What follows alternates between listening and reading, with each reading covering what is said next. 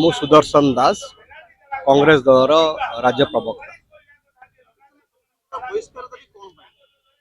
ଦେଖନ୍ତୁ सूचना कमिशन को पूरापूरी पंगु कर देइचंती एमाने सूचना कमिशनर जो माने अछंती एबे पूरा पंगु कर देइचंती।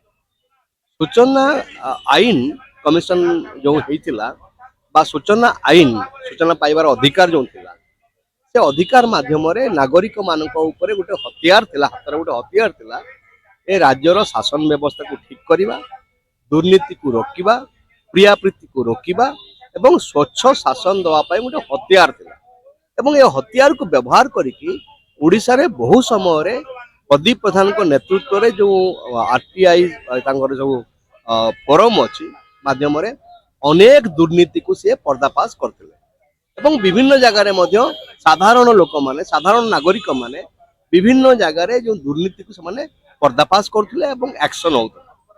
एबे बीजेपी सरकार आसिला परे एबे जो कमिशन को गठन करिसंती से कमिशन रे जो सभ्य अछंती से माने एते मूर्ख कहबा कथा नाही।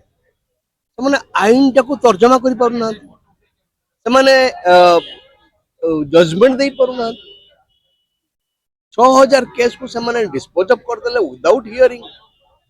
ता अर्थ होउची अपारग एवं अनभिज्ञ सूचना कमिशन को नहीं की जो चली वर्तमान कमिशन चलती ओडिशा रे आरटीआई कमिशन याकू आमे विरोध करचु एवं एथि पई 3 दिन हला धारणा एठी होउची एवं या परवर्ती अवस्था रे मध्य आमे ए आंदोलन को आहुरी जोरदार करिबु।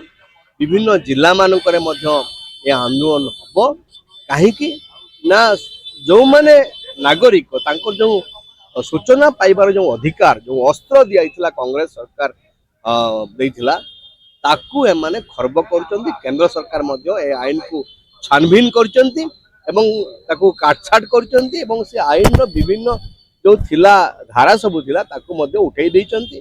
ता सहित ओडिसा रे मध्य ए आईन को बा ए कमिशन को पूरा पूरी पंगु कर देइचंती।